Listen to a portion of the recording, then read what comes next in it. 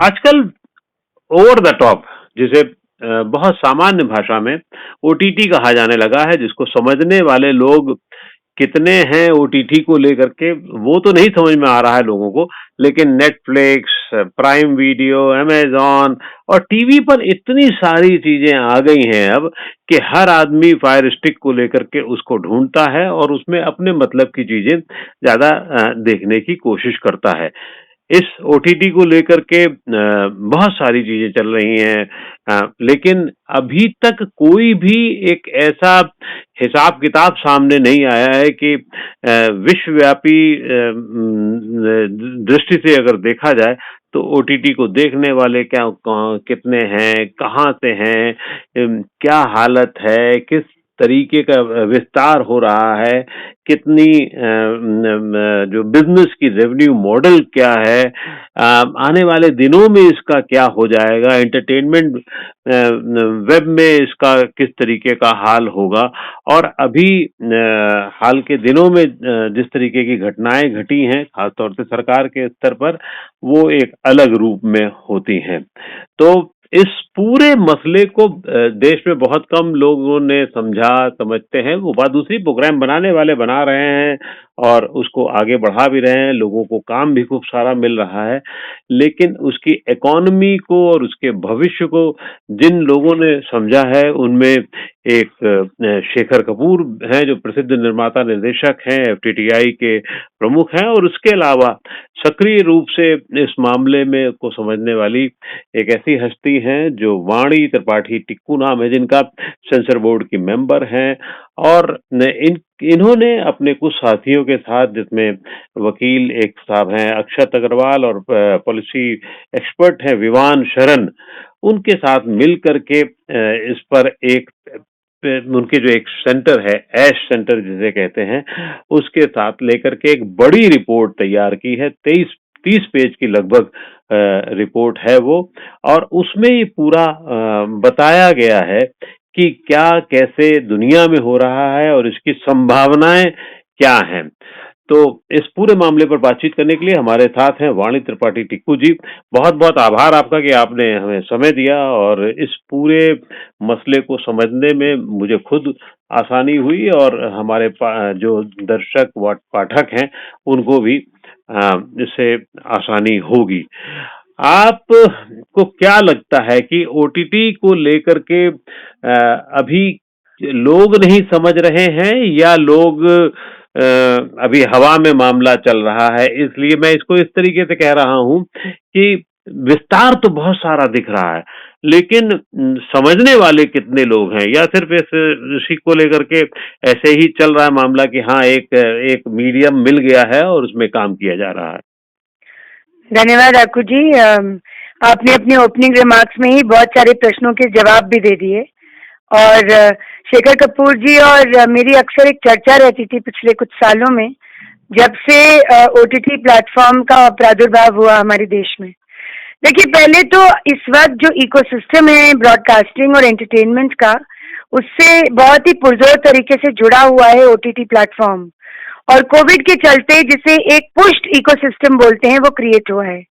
और pushed ecosystem से मतलब ये है कि शायद अगर साल भर से जो फिल्में रिलीज नहीं हुई और कंटेंट कंज्यूम करने का जो एक पूरा तरीका ही बदल गया, क्योंकि लोग घर में बंद हैं, लॉकडाउन में रहे, तो उनके लिए एक जैसे जरूरत और मजबूरी बन गई कि वो ओटीटी प्लेटफॉर्म्स की वेब सीरीज और फिल्म्स का ज्यादा उसको देखने लगे, बनस्पत के जैसे थिएटर में जब हर शुक्रवार को फिल्में रिलीज होती थी। पहली बात तो ये है कि ये डोमेन, ये पूरा जो इसका परिवेश है, ये बहुत नया है हमारे देश के लिए। इस रिपोर्ट को करने का सबसे बड़ा कारण ये था कि इससे जुड़ी हुई जो सच्चाइयां हैं, इसकी जो विशेषताएं हैं, इसकी डिसएडवांटेजेस पे तो हम बाद में बात करेंगे। सबसे पहली बात है कि ये पूरा सिस्टम ही बहुत नया है हमारे देश के लिए, हमारी टाइप की डेमोक्रेसी के लिए। और मैं डेमोक्रेसी शब्द या प्रजातंत्र का इस्तेमाल इसलिए कर रही हूँ क्योंकि हमारे देश में वाद विवाद बहुत होता है। एक फिल्म कभी मान लीजिए विवादास्पद हो जाती है तो उस पर खूब चर्चा होती है। हम इस किस्म का देश है कि हम बातें बहुत करते हैं और चर्चा भी बहुत करते हैं, लेकिन कई बार ये भी होता है कि बातें गॉसिप और चर्चा तक ही सीमित रह जाती हैं, उसका गहन अध्ययन नहीं होता। तो अभी अगर मैं सिर्फ 6 या 7 साल की समयावधि ही देखूं, इतना ही समय हुआ है ओटीटी प्लेटफॉर्म्स को अभी भारत में, इस पर गहन रूप से न किसी ने रिसर्च की, न किसी ने चर्चा की, क्योंकि देखिए जब आप रिसर्च करते हैं तो रिसोर्स लगता है। मेरे लिए सौभाग्यवश बात यह थी कि शेखर जी पिछले 10 महीने से कोविड के समय भारत में अवेलेबल थे, तो मैंने ही उनसे कहा और एशिया सेंटर और विवान और हम सब ने एक दूसरे के साथ ये बात की कि क्यों न इन 10 महीनों में अपने लॉकडाउन को एक सकारात्मक रूप से इस्तेमाल भी किया जाए, और क्योंकि हम घर में बंद हैं तो पढ़ने लिखने का समय कहीं ना कहीं मिलना ज्यादा लाजमी था, इसलिए हमने 10 महीने लगाकर खूब मेहनत करी और पहले उस डोमेन को, जिसको लोग अभी जानते नहीं हैं, आपने सही कहा, क्रिएटर्स भी बनाते चले जा रहे हैं, लोग भी देखते चले जा रहे हैं, लेकिन इसके साथ जुड़े हुए बहुत सारे धड़े हैं। पहले तो सिर्फ वेब सीरीज और फिल्म ही ओटीटी नहीं है, हर तरह से कंटेंट इस वक्त भारतवर्ष में कंज्यूम होता है, यूट्यूब पर होता है, फेसबुक पर होता है। एक मजाकिया शब्द है व्हाट्सएप यूनिवर्सिटी। व्हाट्सएप पे चलने वाली बहुत सारी चीजें फेक भी होती हैं, रियल भी होती हैं, वो भी बहुत बड़ा हिस्सा है कंटेंट का। और अगर उसको कंज्यूम करने की दृष्टि से देखा जाए तो इस वक्त सबसे लोकप्रिय माध्यम वो है जो आपकी मेरी हथेली में है।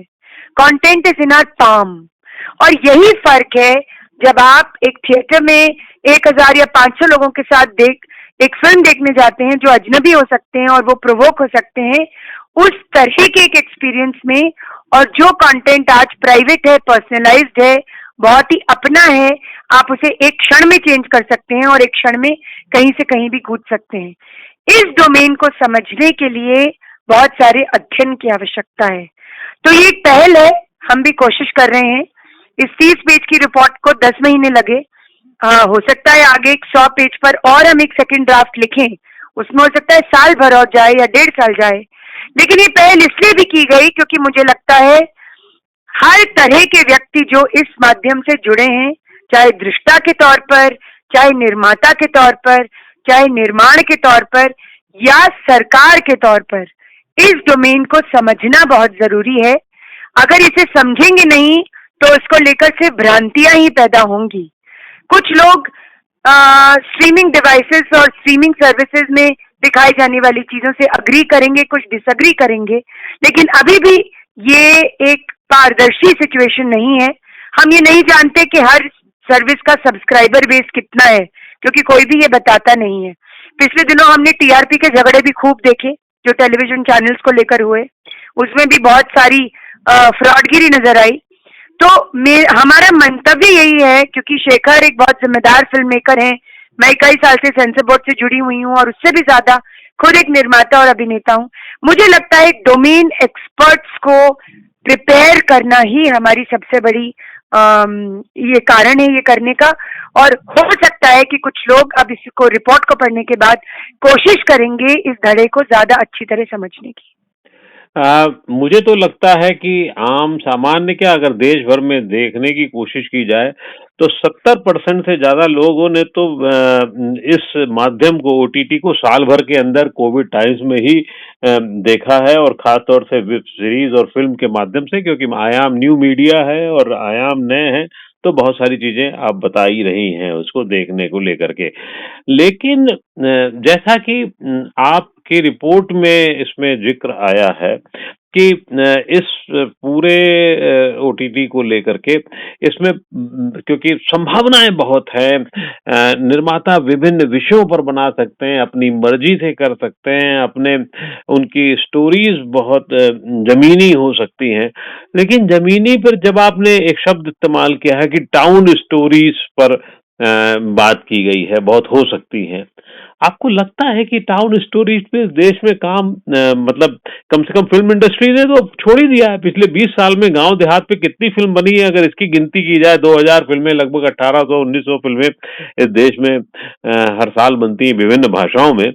टाउन स्टोरी में कहाँ बनती हैं? तो यहाँ अगर वो बिजनेस मॉडल वहां है तो यहाँ पे कैसे सक्सेसफुल होगा? देखिए आपको जी, इसमें दो बातें मार्केट जेनरेटेड हैं, ये बाजार की कहानी भी है। ये बात जरूर है कि पिछले एक दशक में भारतीय सिनेमा में, और मैं भारतीय सिनेमा बार बार रेखांकित करती हूँ क्योंकि हम बॉलीवुड एक तो बहुत ही विचित्र शब्द है। हम एक हिंदी फिल्म इंडस्ट्री है और हम एक देश की भारतीय फिल्म इंडस्ट्री है। लेकिन अगर बॉलीवुड शब्द को मैं 2 मिनट के लिए मान भी लूं, मुझे वैसे बहुत आक्षेप है, बहुत बहुत मुझे खराब लगता है शब्द, क्योंकि ये हॉलीवुड का एक बहुत ही सड़ा हुआ पुअर कजिन ऐसा लगता है कि वो इस तरह का कोई नाम है। लेकिन क्या है कि एक दशक में कथानकों में बदलाव तो आया है। छोटे शहरों की कहानियां दिखती तो हैं आंखों जी। एक दशक पहले मान लीजिए अगर हम ये फिल्में उठाते जो हमारी रोजमर्रा की जिंदगी से जुड़ी हुई हैं, दम लगा के आयशा, शुभ मंगल सावधान, टॉयलेट एक प्रेम कथा, बैटमैन, बहुत नया तरीके का सिनेमा पैदा हुआ है। मैं ये नहीं कहती कि एक क्रांति है जो हो गई और हम उस क्रांति को आगे लेकर बढ़ गए, नहीं, शुरुआती दिन है, क्योंकि कंटेंट का जीवन आपके मेरे जीवन से बहुत ज्यादा बहुआयामी है। बिहार के एक छोटे से जिले में या यूपी के एक छोटे से जिले में बैठकर एक 14 साल का लड़का जो अपने हाथ में एक कहानी किसी ओटीटी प्लेटफॉर्म पे देख रहा है, वो उसे किस तरह ग्रहण करेगा, ये हमें एक तो कोई अधिकार नहीं है इसको पूरा खम ठोक कर कहने का कि हम जानते हैं कि जी वो कैसे देख रहा है। और मुझे लगता है यही हमारे लोकतंत्र की सबसे खूबसूरत बात है कि गांव-गांव, खेड़े-खेड़े में आज इंटरनेट उपलब्ध है और इसकी वजह से कंटेंट कौन किस तरह से देख रहा है इसके बारे में कम से कम अब चर्चा तो होने लगी है। लेकिन बहुत ज्यादा हमें रोककर पीटना नहीं चाहिए इन लोगों को, क्योंकि ऐसा नहीं है। जामताड़ा जैसी कहानियां या पंचलाइट एक मैंने शो पिछले दिनों देखा, ये झारखंड, बिहार, उत्तर प्रदेश, हाँ एक समस्या जरूर है कि इस नई स्वतंत्रता को पा लेने की वजह से कुछ लोग बहुत ज्यादा गलियर भी हो गए और इसमें बहुत ज्यादा रिएक्शन भी हो रहा है। मैं उस डिबेट में नहीं फंसूंगी क्योंकि मैं तो हमेशा रेखांकित करती हूँ इस बात को कि जिस जगह का चित्रण है, उस जगह का परिवेश, उसकी भाषा, उसकी वेशभूषा, कोशिश करनी चाहिए कि वो उसके साथ संलग्न हो, जो कि सच्चाई है, जो वहां की रियलिटी है। लेकिन ये जरूर है कि भाषा में अपशब्दों का प्रयोग, जैसे मैं कहती हूँ लेजी राइटिंग, डायलॉग न लिखने की प्रक्रिया एक नजर आ रही है, लेकिन वो एक दूसरी डिबेट है। मुझे लगता है स्मॉल टाउन बिग ड्रीम्स जो हम कहते हैं, शुरुआत तो हुई है ऐसे कथानकों की, लेकिन फिर वही है, अर्ली डेज येट, अभी तो शुरुआती दौर है, देखते हैं हम आगे कहाँ जाएंगे। लेकिन याद रखिए, जिस बाजार को, वो बाजार सिर्फ सब्जी बेचने वाली भर मंडी नहीं है और वो बाजार सिर्फ चमकते कपड़े बेचने वाली महंगी दुकानें नहीं है। वो बाजार इस डिमांड सप्लाई से भी संबंध रखता है कि अगर एक बच्चा एक छोटे जिले में बैठकर किसी बी और सी सेंटर टाउन में बैठकर अगर किसी सीरीज को देखकर उस पर ताली पीटता है या सोशल मीडिया पर उस पर लिख रहा है, तो इसका मतलब कहीं ना कहीं ये स्वागत योग्य है कि इन कहानियों को कहीं ना कहीं आईबॉल्स मिल रही हैं, लोगों को इसके बारे में कहीं ना कहीं जागरूकता बढ़ रही है। लेकिन ये शुरुआती दौर है, मैं इसके बारे में थोड़ा सा ऑप्टिमिस्टिक रहना चाहती हूँ। मुझे लगता है ये कहानियां और ज्यादा बनेंगी क्योंकि और ज्यादा ऐसे दृष्टा हैं, ऐसे दर्शक हैं जो इस तरह की कहानियों को देखना चाहेंगे। लेकिन हर तरह की कहानी को एग्जिस्ट करेगी। कोई बॉलीवुड की वाइब्स पे भी कुछ टाइप की सीरीज बनाएगा और कुछ हो सकता है बैंक फ्रॉड से संबंधित किसी छोटे जिले में घटने वाली किसी क्राइम संबंधित घटना के बारे में भी सीरीज बनाएगा। तो अभी तो बहुत सारी संभावनाएं खुल रही हैं। मुझे लगता है इन संभावनाओं को खुलने देना चाहिए, विशेष तौर पर उन निर्माता निर्देशकों को जिन्होंने अच्छा काम किया है उनको और ज्यादा काम करने देना चाहिए। और ये तो फिर बाजार और देश दर्शक और दृष्टा ही डिसाइड करेगा क्या वो देखना चाहता है और क्या वो कूड़े के ढेर में फेंक देगा। आपने ना चाहते हुए भी वो बात कही है जिसपे अक्सर चिंता जताई जा रही है और हाल में सुप्रीम कोर्ट ने भी उस पर सरकार से बातचीत की और कहा कि आप लोग क्या कर रहे हैं नग्नता को लेकर के और जो चल रहा है। खास इधर देखिए, नाम अगर लेंगे तो मिर्जापुर से लेकर के और पहले की फिल्मों में भी इस तरीके की गाली गलौज जो बढ़ गई और फ्रंटल न्यूड तक के दृश्य दिखे जिसपे बहुत सारी आपत्तियां की गई, वो एक हो सकता है एक हिस्सा हो। लेकिन क्या आपको लगता है कि इस पे कोई रोक लगाने की जरूरी नहीं है या स्वतः फिल्टर हो जाए यही ठीक है, तभी अपने आप हो जाएगा? देखिए आकू जी, क्योंकि मैंने कहा कि ये पूरी स्पेस अभी बहुत नई है, दो बातें तो पक्की हैं।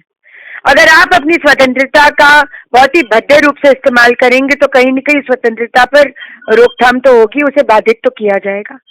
इसका इसका मतलब ये है कि मुझे एक बात नग्नता और भद्दी भाषा से भी ज्यादा, जो बहुत ज्यादा कचोटती है, सेंसर बोर्ड में भी मैं इस बोर्ड मीटिंग में अक्सर इसके बात को रेखांकित करती थी, ऑब्जेक्टिफिकेशन ऑफ विमेन। महिलाओं को जिस तरह से बाजारू तरीके से बेचा जाता है, और उससे भी ज्यादा बड़ी बात है वायलेंस और बच्चे। मुझे लगता है अभी पेरेंटल कंट्रोल वाला विषय बहुत ज्यादा हमारे यहाँ अच्छी तरह से रेखांकित नहीं हुआ है। ये जिम्मेदारी उन वयस्कों की भी है जिनके यहाँ बच्चे अगर किसी ओटीटी स्ट्रीमिंग सर्विस को इस्तेमाल करते हैं, उन्हें पेरेंटल कंट्रोल लगाना चाहिए, चाहे वो आईपैड पे हो या फोन पर हो। सेल्फ रेगुलेशन इंडस्ट्री स्टैंडर्ड से जुड़ा हुआ विषय है। अगर सचमुच इंडस्ट्री जिम्मेदारी लेगी तो वो सेल्फ रेगुलेट कर पाएगी, अगर वो नहीं कर पाएगी तो कहानी बहुत लंबी है। लेकिन मैंने हमेशा कहा है कि किसी भी निर्माता निर्देशक की नीयत पहले 30 सेकंड में ही उजागर हो जाती है। औरत की जांघों के बीच कैमरा घूम रहा है या किसी क्राइम से रिलेटेड। दिल्ली क्राइम एक उदाहरण देना चाहूंगी, बहुत बड़ा पुरस्कार लेकर आई है और बहुत ही जघन्य अपराध निर्भय की कहानी पर बनी एक बहुत ही बेबाक और बहुत ही जागरूकता फैलाने वाली सीरीज है। बहुत ही खूबसूरती से बनाई गई, बहुत भद्दी भी हो सकती थी, क्योंकि जैसे ही बलात्कार शब्द सुनाई देता है आपको याद आता है एक वैट 69 की बोतल पकड़ा हुआ विलन, जो 70, 80 और 90 के दशकों में बहुत ज्यादा लोकप्रिय रहा है हमारे सिनेमा में। लेकिन उन्होंने वो रास्ता बिल्कुल नहीं लिया ये कहानी कहने का। उन्होंने मानवीय संवेदनाओं को रेखांकित किया। उन्होंने पुलिस को कितनी तकलीफें होती हैं, अक्सर पुलिस को पीटना बहुत आसान है हमारे यहाँ, लॉ मेकिंग को लेकर थूकते हैं लोग हमारे लॉ मेकर्स पर, वो भी एक विचित्र परिस्थिति पैदा हो गई है हमारे लोकतंत्र में। लेकिन मुझे लगता है नियत, कथानक की सत्यता, उसमें क्या रेखांकित किया जा रहा है और किस कॉन्टेक्स्ट में कथानक लिखा गया है, ये सब बहुत जरूरी है। अगर इसके प्रति जागरूकता और जिम्मेदारी दिखाएंगे निर्माता लोग, तो मुझे लगता है कोई भी नहीं चाहता कि किसी चीज को सेंसर किया जाए। अगर आप कथानक के प्रति अपनी नियत में साफ हैं तो मुझे लगता है वो साफगोई काफी है। लेकिन अगर आप अति करेंगे और तो अपने आप लोग ही रिएक्ट करेंगे ना। अगर आप बहुत ज्यादा, मुझे कुछ जगहों पर मुझे भी लगता है कि भद्दापन बढ़ता जा रहा है, लेकिन देखेंगे ये कहानी अपने आप कैसे अनरावल होगी, कैसे खुलेगी, और अपने आप दर्शक ही डिसाइड कर लेंगे। ये तो हमारे जनतंत्र की, लोकतंत्र की सबसे बड़ी खूबी है कि जब कोई चीज अति पे उतरती है तो लोग अपने आप ही डिसाइड कर लेते हैं उसे कूड़े में फेंकना है या उसे रखना है अपने पास। नहीं, ये बिल्कुल ठीक है, लेकिन जो इसके ओटीटी को लेके जो बड़े फायदे आपकी रिपोर्ट में मुझे नजर आ रहे थे, और आपका कहना था या रिपोर्ट में भी लगता है और ये सच भी लगता है कि हमारी जितनी कल्चरल हेरिटेज है, हमारे पास जितनी संपत्ति विश्व के कई हिस्सों से ज्यादा बड़ी संपत्ति है, सांस्कृतिक संपत्ति, तो हम उससे दिशा भी बदल सकते हैं बहुत सारी। और ये आपने जैसे कहा, आपकी रिपोर्ट में जैसे कहा गया है कि हम साउथ कोरिया से बहुत कुछ सीख सकते हैं, तो ये साउथ कोरिया से क्या बिजनेस मॉडल में सीखा जा सकता है बहुत कुछ, या देश के लिए कल्चरल हेरिटेज को बढ़ाने में इसे योगदान दिया जा सकता है, या ये है कि टेक्निकली हम उससे उस तरीके से बढ़ करके आगे काम कर सकते हैं? देखिए, एक बहुत बड़ी कोरियन फिल्म इस बार सारे ऑस्कर लूट के ले गई। फिल्म का नाम था पैरासाइट। मैं ये कहना चाहती हूँ कि कोरिया ने कमाल का एक्सपेरिमेंट किया अपने कंटेंट के साथ। के फिल्म्स के नाम से उन्होंने बिल्कुल कोरियन फिल्म्स, उसमें से बहुत सारी फिल्म बहुत हिंसात्मक है, लेकिन अगर आप पैरासाइट ध्यान से देखेंगे तो आपको पता चलेगा कि अपने कल्चरल न्यूएंस को कितनी पैनी दृष्टि से उन्होंने देखा है। एक फैमिली जो किसी के घर में घुसकर बिल्कुल पैरासाइट की तरह अपने आप को फैला लेती है, कितना खूबसूरत है वो कथानक। साउथ कोरिया का उदाहरण देने का मतलब ये था, हमारे देश का बहुत प्राचीन कल्चरल न्यूएंस है। और मैं बार बार कहती हूँ, हम सिर्फ ओटीटी प्लेटफॉर्म्स में वेब सीरीज और फिल्म्स की ही क्यों बात करते हैं? आज गेमिंग एक बहुत बहुत बड़ा विषय है। आर्टिफिशियल इंटेलिजेंस और ऑगमेंटेड रियलिटी, ये जो कुछ हमारे घर में घुस चुका है। याद रखिए, छोटे छोटे बच्चे जिन वीडियो गेम्स को आईपैड पे खेलते हैं उसको इमर्सिव गेमिंग कहा जाता है, इमर्सिव स्टोरी टेलिंग कहा जाता है। कल को ये स्थिति आएगी कि हम और आप महाभारत के युद्ध में कुरुक्षेत्र के मैदान में खड़े होंगे आप अर्जुन होंगे, मैं कर्ण होंगी, कोई कृष्ण होगा, और हम डिसाइड करेंगे कि युद्ध का अंत क्या होगा। आज इन गेम्स को लेकर स्क्रीन प्ले लिखे जा रहे हैं। कोरिया में अगर देखा जाए तो इन गेमिंग पूरी डिवाइसेस को लेकर उन्होंने अपनी कल्चरल न्यूएंस को लेकर ही, जैसे हमारी रामायण और महाभारत की कथाएं कितनी कमाल की आर्टिफिशियल रियलिटी गेम्स बन सकती हैं, आर्टिफिशियल इंटेलिजेंस से रिलेटेड गेम्स बन सकती हैं, और ये भविष्य है। अगर हम बहुत जल्दी इसके प्रति जागरूक नहीं हुए तो टेक्नोलॉजी हमें वैसे भी टेक ओवर करने वाली है। तो कोरियन फिल्मों का और के फिल्म्स का उदाहरण हमने इसलिए रखा है क्योंकि आप ध्यान से देखिए, उनकी फिल्म उनके समकालीन समाज, उनके पुराने प्राचीन इतिहास और उनकी पूरी कल्चरल न्यूएंस को लेकर इंट्रिंसिक है। कोरियंस हॉलीवुड या अमेरिका या किसी वेस्टर्न थॉट को कहीं से भी उसकी नकल नहीं करते। वो एक एकल ऐसा देश है जो बिल्कुल अलग तरह का अपने टाइप का सिनेमा बनाता है, और कितना सक्सेसफुल है कि इस बार का आधे से ज्यादा ऑस्कर उनकी किटी में चला गया। मैं ये कहना चाह रही हूँ कि इस रिपोर्ट को लिखते समय हमने अपनी रामायण महाभारत की कथाएं खूब याद करी, और शेखर को तो आप जानते ही हैं, वो तो रामायण पर, रामचरितमानस पर बहुत लंबा काम कर चुके हैं, और वो अक्सर कहते हैं कि हमारे एनिमेशन कैरेक्टर्स और कार्टून कैरेक्टर्स जो भी हैं वो हमारी लोक कथाओं, हमारी जातक कथाओं से संबंधित होने चाहिए।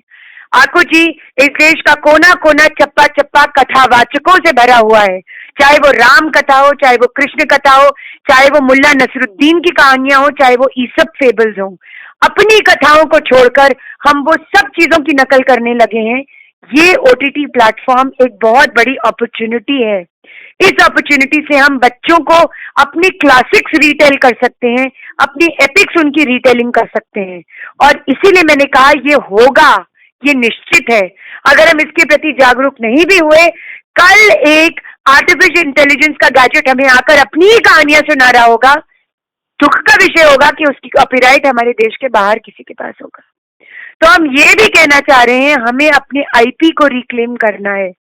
क्यों हम ये स्थिति पैदा करते हैं कि कोई विदेशी आकर हमारा ही अपना पेटेंट लेकर चला जाता है, और फिर हम मुंह बाहर खड़े रह जाते हैं और सोचते हैं अरे भाई ये तो हमारा था, इन लोगों ने इसको कॉपीराइट कैसे कर लिया। तो सवाल यही है, महाभारत का कोई कॉपीराइट नहीं हो सकता, रामायण कथा का कोई कॉपीराइट नहीं हो सकता। ये कॉपीराइट हमारा है, हमारे देश का है, हमारी संस्कृति का है। अगर इसकी अपॉर्चुनिटी और इसकी विशेषता को हम अभी रेखांकित नहीं करेंगे, होना तो ये निश्चित है, लेकिन कहानी हमारे हाथ से निकल चुकी हो। एक चीज ये बताइए, रामायण महाभारत को लेकर के सचमुच बहुत उत्सुकता है लोगों में, और पिछले जब टेलीविजन पे के दौर में आज से 25 साल पहले जब ये सब हुआ तो भी आपको नजर आया कि सब सन्नाटा हो जाता था, सब लोग उसी को देखते हुए नजर आते थे। लेकिन अगर ओटीटी पर खुला खेल होगा तो उसमें तो फिर ये संकट भी होगा ना कि उसके चरित्रों के साथ कैसे कैसे हेर फेर किया जाए और फिर विवाद हो, और वो जो फिल्मों में अभी कभी कभी देखने को विवाद होते हैं वो भी होने लगेंगे। आकू जी, जब हमारे अपने निर्माता निर्देशक बनाएंगे, और मुझे लगता है कि हम बहुत ज्यादा बेवकूफ समझते हैं ओटीटी बनाने वालों को, ऐसा नहीं है। मैं आपको एक उदाहरण दूं, फ्रांस में फ्रंटल न्यूडिटी को लेकर कोई समस्या नहीं है, गैंगस्टर फिल्म्स को लेकर बहुत समस्या है, क्योंकि वो वहां की संस्कृति का भाग है। और अमेरिका में गैंगस्टर फिल्म्स, वरना फ्रांसिस फोर्ड कोप्पोला और रोमन पोलांस्की तो होते ही नहीं। गैंगस्टर फिल्मों को लेकर कोई समस्या नहीं है, frontal nudity is a total no no. तो हर देश का, हर संस्कृति का अपना कल्चरल न्यूएंस होता है, उसकी अपनी नाजुकता होती है, और भारत में कंटेंट बनाने वाले अपने देश की नाजुकता और हमारी पूरी कल्चरल न्यूएंस को लेकर जागरूक हैं। ऐसी बेवकूफी कोई नहीं करेगा, और अगर किसी ने करने की हिम्मत करी भी तो आप जानते ही हैं, अपने आप ऐसे किसी भी प्रतीक पर जो किसी धर्म से या किसी समुदाय को हर्ट करने की दृष्टि से बनाया जाए, उसको हमारी जनता कभी भी एक्सेप्ट नहीं करती। लेकिन फिर भी मुझे लगता है हम उनकी इंटेलिजेंस को इतना कम न समझें जो ये बना रहे हैं। बहुत सारे निर्माता निर्देशक तो वही फिल्मकार हैं जो इतने सालों से, बहुत सदियों से, दशकों से हमारे यहाँ फिल्में बना रहे हैं। उन्हीं के बच्चे, उन्हीं के पड़पोते इस तरह का सिनेमा बना रहे हैं। तो मुझे लगता है थोड़ा सा हमें देखना चाहिए कि ये कथानक पहले बने तो सही। अगर पहले से ही उसका बारे में हम बहुत सारा पूर्वाग्रह रखेंगे तो वो बनने से रुक जाएगा, और हमारे बच्चे वही विदेशी और अजीब सा पाश्चात्य कंटेंट कंज्यूम करते रहेंगे, जो बहुत दुर्दैव होगा हमारे देश के लिए। हाँ, बात सही है कि जो क्योंकि अब ओटीटी सामने आ गया है तो देश में नहीं मिलेगा तो बाहर से आएगा उसका, और क्योंकि बाजार इसका अब कई 100% हर साल बढ़ता चला जा रहा है। और जैसे कि मुझे जानकारी मिली है कि वो इसी समय अभी ओटीटी का बिजनेस जो है फिल्मों के बिजनेस से लगभग दुगना होने के कगार पर आ चुका है।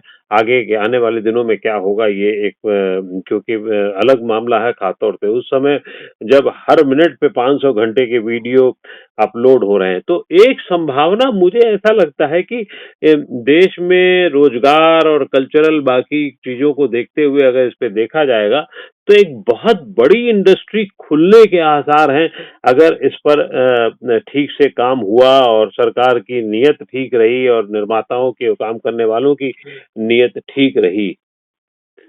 देखिए, मैं ये तो हमने रिपोर्ट में कहा है कि इसकी सबसे बड़ी विशेषता है कि बहुत सारा रोजगार लोगों को मिलेगा।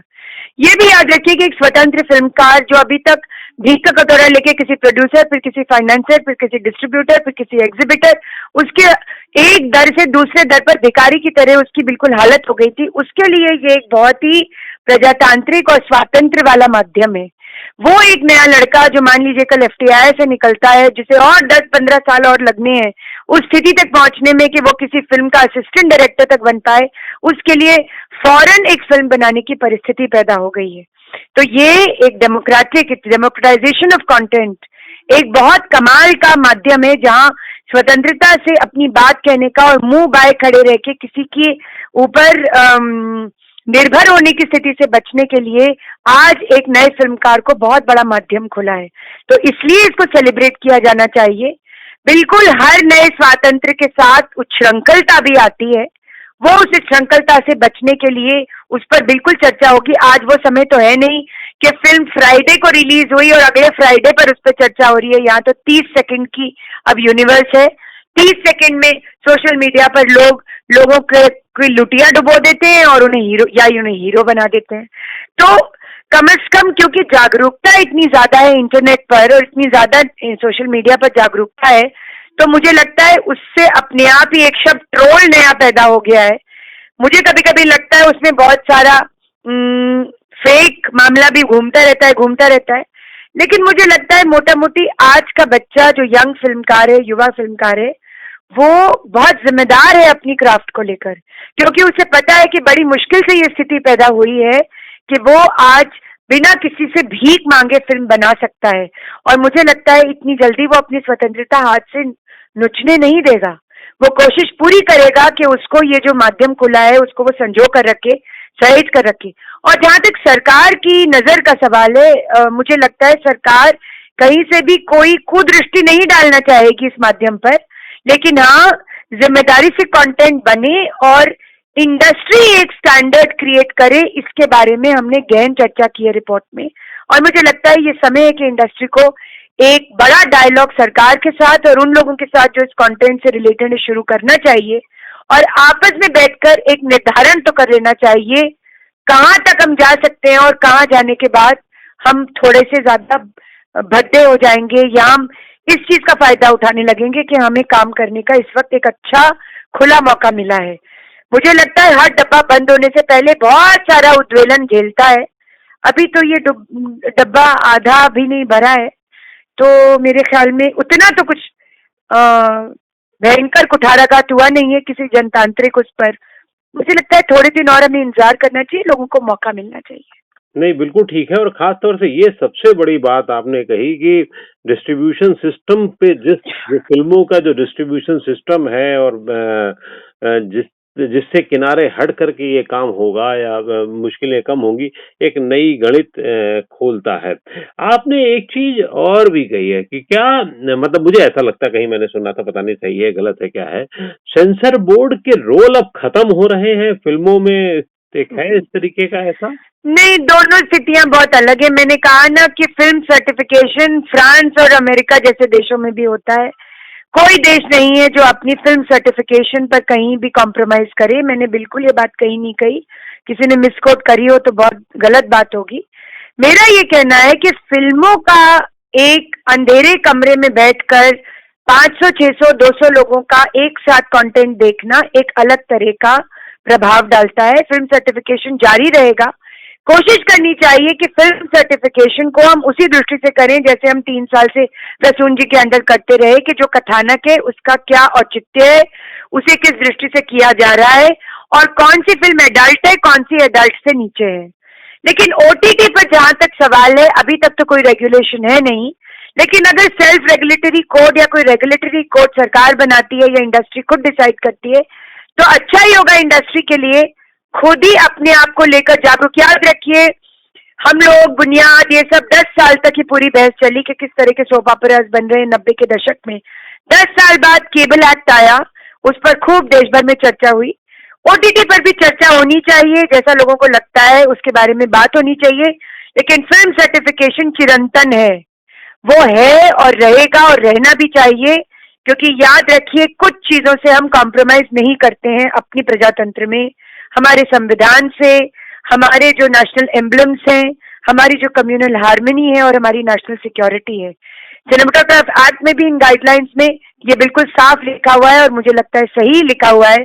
फिल्म सर्टिफाई होने की दृष्टि से, हाँ, सेंसरिंग शब्द से मुझे पहले भी गुरेज था और आज भी है।